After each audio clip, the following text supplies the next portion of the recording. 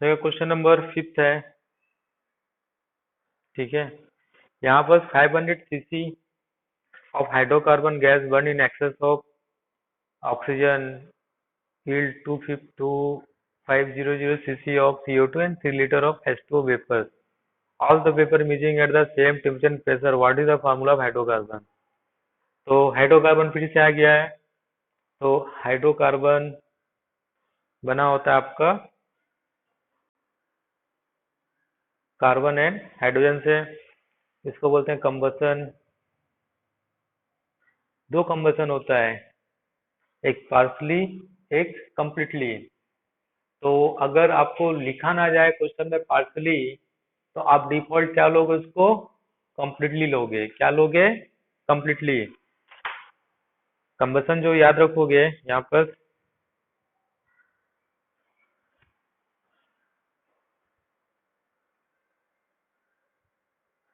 या तो बोला जाएगा पार्शली, या तो बोला जाएगा कंप्लीटली, या तो एक्सेस एयर, ठीक है, या एक्सेस ऑक्सीजन। तो इन तीनों केस में हमेशा आप क्या बनाओगे? प्रोडक्ट में CO2 plus H2O product. But अगर ये दिया है, अगर नहीं दिया हुआ है, तो आप हमेशा क्या करोगे? इसको करोगे, क्योंकि इसमें CO2 नहीं बनता, CO बनता है। तो उसको सॉल्व करने का आप अभी नहीं कर सकते। तो आपको क्या करना है? अगर कुछ नहीं लिखा जाएगा, सिर्फ ईयर लिखा है, ऑप्शन लेना है, तो उसको बाय डिफॉल्ट क्या ले लोगे?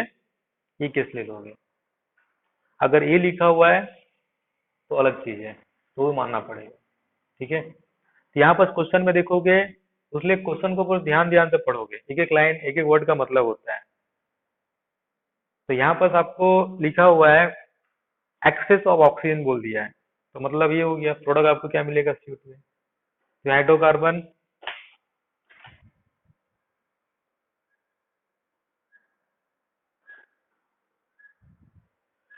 ये दे देगा आपको CO2 प्लस H2O प्रोडक्ट जो बोला हूँ। तो यहाँ लिखता हूँ फिर से, कंबसन CO2 H2O। हाइड्रोकार्बन कितना बोला है यहाँ पर? 500 सीसी।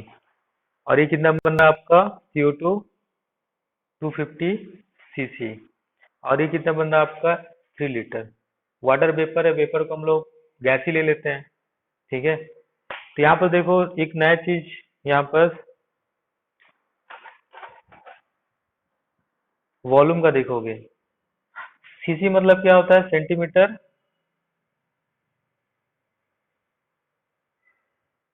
क्यूबिक। ठीक है। सीसी मतलब सेंटीमीटर क्यूबिक। लीटर ये भी वॉल्यूम है। अब दोनों में रिलेशन क्या होता है? दोनों में रिलेशन क्या होता है? 1 litre equal to 1000 CC.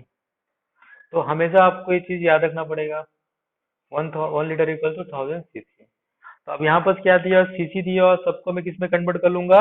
Litre में। तो ये कितना हो जाएगा? 0.5 लीटर। और ये कितना हो जाएगा? 2.5 लीटर, क्योंकि 1000 से डिवाइड कर दोगे, ये आपका 3 लीटर दिया हुआ है। तो ये हो गया। डाउट है इसमें?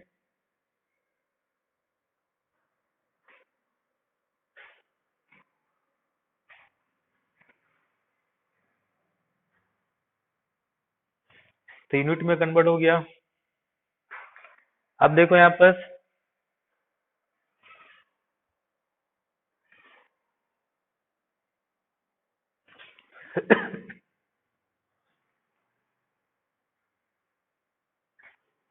इसको मैं इसमें लिख लेता हूँ 5/10, और 2.5 अपॉन, सॉरी 25/10 3।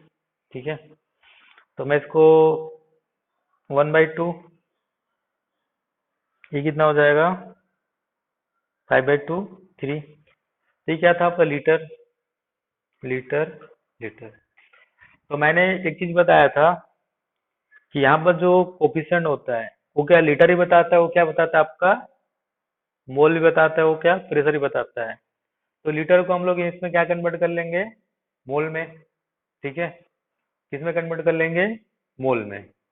ऐसा भी सोच सकते हो पीवी इक्वल टू एनआरटी भी लगा के, क्योंकि यहाँ पर बोल दिया है ये जो रिएक्शन हो रहा है सबका टेम्परेचर और प्रेशर क्या है, सेम है। तो पी बी टी तीनों का सेम है, आर सेम है। ठीक है, तो जो वी होगा वही क्या होगा आपका नंबर ऑफ मोल्स। तो यहाँ पर नंबर ऑफ मोल्स कितना हो जाएगा, 1/2 मोल, 5/2 मोल, 3 मोल। यहाँ पर डायरेक्ट लिख सकते हैं हम लोग, हाफ, 5/2, 3 मोल।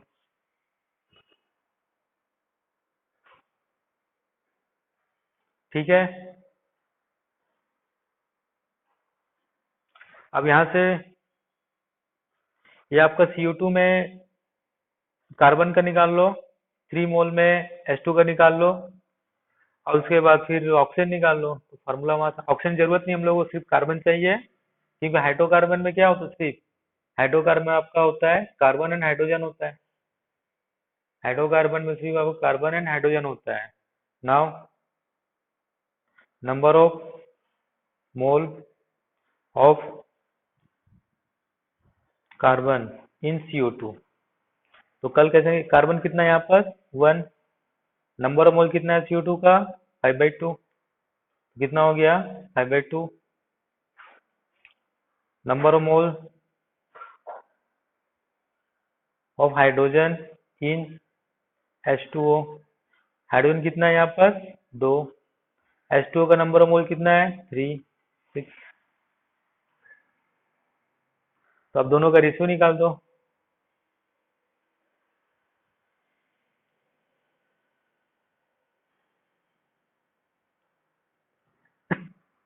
रेशियो कितना आ जाएगा,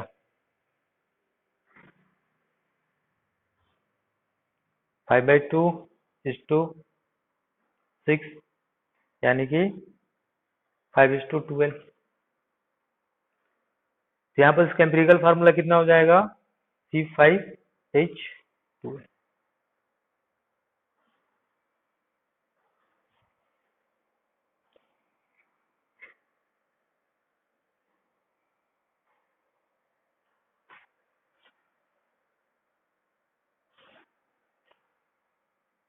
ठीक है,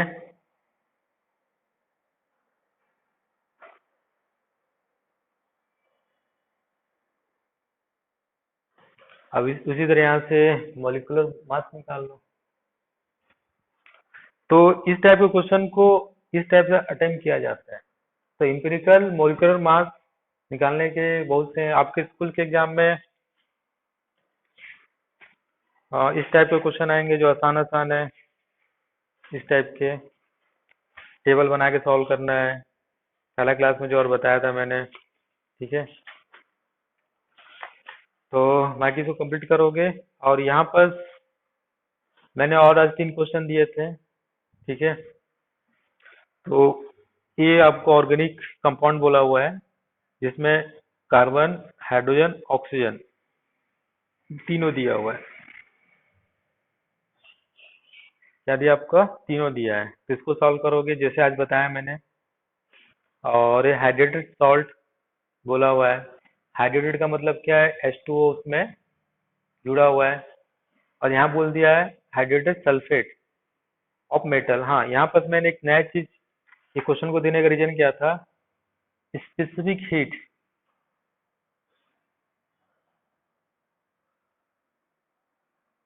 ठीक है, तो स्पेसिफिक हीट यहाँ पर आपके नया टर्म है। और नया टर्म है, अगर शायद 9-10 में होगा, पढ़े होगा तो फिजिक्स में रहा होगा या केमिस्ट्री में शायद ही रहा होगा आप लोगों का बोर्ड में। तो स्पेसिफिक हीट एक नया टर्म है। तो यहाँ से हम लोग एटॉमिक मास निकालते हैं। क्या निकालते हैं हम लोग, एटॉमिक मास।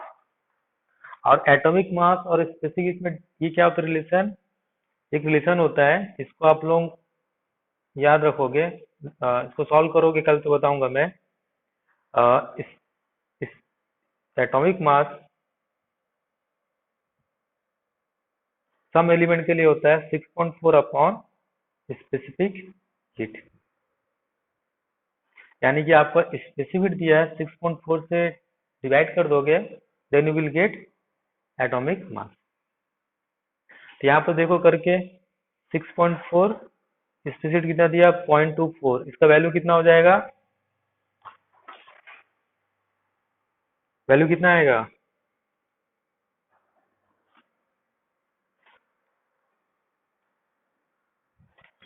अप्रॉक्स 26.6 यानी कि अप्रॉक्स 27। एंड 27 किसका होता है, एल्युमिनियम का। तो यहाँ पर कंपाउंड में एल्युमिनियम। एक इसको डुलन पैटिस फार्मूला ही बोलते हैं, उसने रिसर्च किया था कुछ एलिमेंट का जो स्पेसिफिक हीट एंड इसका एटॉमिक मास का प्रोडक्ट क्या होता है, कांस्टेंट होता है, और दैट इक्वल टू होता है 6.4। तो कहीं भी स्पेसिफिक हीट दिया जाएगा तो दिमाग में आपका आना चाहिए इनडायरेक्टली आपको क्या दे दिया, उसका एटॉमिक मास। इनडायरेक्टली, डायरेक्टली नहीं, तो atomic mass 6.4 upon specific heat. कोई डाउट है इसमें?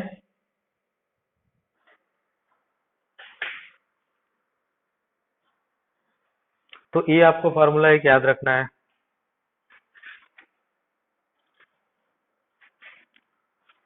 ठीक है, कल इसके लास्ट क्लास लूंगा इसका, उसके बाद नया टॉपिक शुरू करूंगा केमिस्ट्री में। तो ये क्वेश्चन को 3 सॉल्व करोगे, और बाकी जो आज क्वेश्चन कराया है उसको भी आप ट्राई करोगे एक बार। ठीक है, हाँ। 6.4 कांस्टेंट है, ठीक है, ये रिसर्च से आया हुआ है, ये बाय एक्सपेरिमेंट, बाय एक्सपेरिमेंट। दो साइंटिस्ट थे, डुलंग एंड पेटिंग, डुलंग एंड पेटिंग, ठीक है। ये लोग रिसर्च किए तो कुछ सम एलिमेंट, ऑल एलिमेंट के लिए नहीं है, सिर्फ मेटल के लिए है। तो उसने देखा कि atomic mass and specific heat दोनों का प्रोडक्ट जो आ रहा है वो हमेशा लगभग अप्रॉक्स 6.4 के अप्रॉक्स आ रहा है, मतलब कोई वैल्यू मल्टीप्लाई करने के बाद। तो इसको एटॉमिक मास निकालने के लिए हम लोग यूज करते हैं। और स्पेसिफिक हीट क्या है, किसी को मालूम है?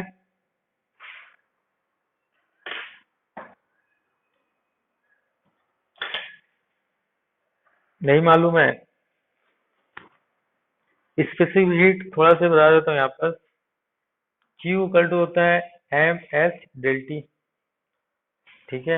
एम होता है मास, क्यू होता है हीट गेन या लॉस,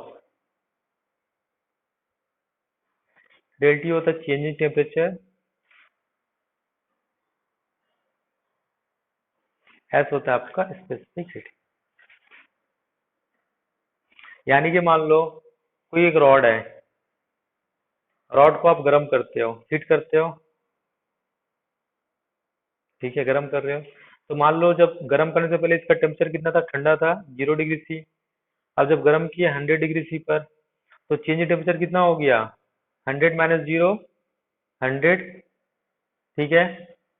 अब ये क्या हीट गेन कर रहा है, अब मास मान लो इस लोहे का मास कितना है, 10 ग्राम है, ठीक है, या 10 kg ले लो।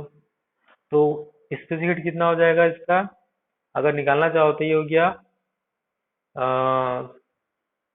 क्यू, हाँ, क्यू कितना गेन कर रहा है, क्यू मतलब कितना हीट गेन किया है, तो Q equal to m into s into del T. अब एस जो होता है वो क्या होता है, हर एक मटेरियल का फिक्स होता है। एस क्या होता है, प्रॉपर्टी ऑफ मटेरियल। तो लोहे का, एल्युमिनियम का, कॉपर का, लकड़ी का, प्लास्टिक का, सबका अलग अलग होता है, ठीक है। तो एच का वैल्यू किसके ऊपर डिपेंड करता है, मटेरियल के ऊपर, ठीक है। तो हेलो, माइक बंद करो सब। तो यहाँ पर एच का वैल्यू होता है, तो एच को डिफाइन भी ऐसा करते हैं हम लोग, Q upon m into del T. तो डिफाइन ऐसा करते हैं, it is the amount of heat required, it is the amount of heat required per unit mass per unit change in temperature. तो एक यूनिट मास में एक unit temperature change करने के लिए जितना अमाउंट ऑफ हीट लगता है उसको हम लोग क्या बोलते हैं, स्पेसिफिक हीट। ये सब 11th में अभी पढ़ोगे। ठीक है, तो ये 3 क्वेश्चन को आप लोग बनाओगे। कल 2 क्वेश्चन और दूंगा। इसके बाद आपका नया टॉपिक शुरू करूंगा, और बाकी इससे टॉपिक से रिलेटेड क्वेश्चन है वो आपका ऑर्गेनिक हाइड्रोकार्बन पढ़ने के बाद कराऊंगा, कम से कम 40-50 क्वेश्चन। और वो सब क्वेश्चन करने के लिए आपको अभी हाइड्रोकार्बन पढ़े नहीं हो, वगैरह वगैरह बहुत कुछ है। ठीक है,